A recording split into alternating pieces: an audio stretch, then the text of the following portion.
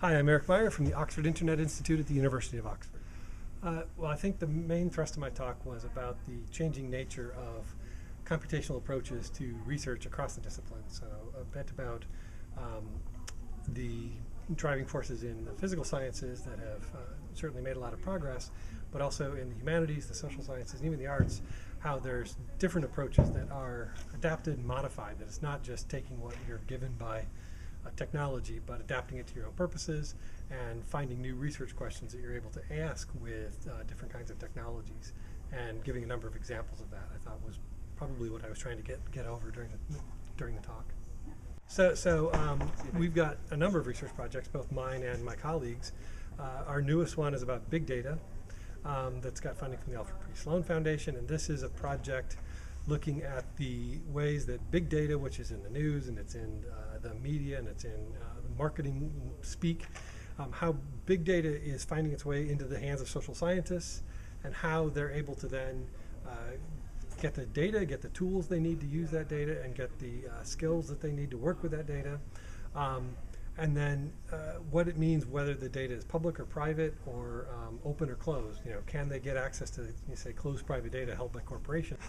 So data such as closed private data that is owned by companies like Tesco or Target, that tells us a lot about the way humans behave, but we don't necessarily have access to as social science researchers. As social science researchers get access to that, or to Google search data, what can they do with that that's new? And this is something that we're going to be spending the next couple of years looking at, how social scientists actually do that on the ground.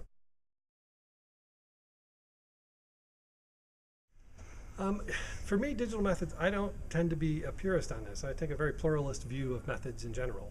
I think that methods are the things that you use to get answers to your questions. So if I've got a question that requires me to go and talk to people, I go and talk to people. If I've got a question that lets me, that says if I follow what's going on Twitter, or that I can look at the way people are searching, or the citations that people get, I use scientometrics methods sometimes. I don't have one toolkit that I use for every question. I said I've got a set of questions that I go out and I ask, and I say, well, what are the best tools available to me? Some of those are computer-mediated methods, and these kinds of digital methods are ways to get bigger sources of data, do things with it more quickly, do new kinds of manipulation on the data.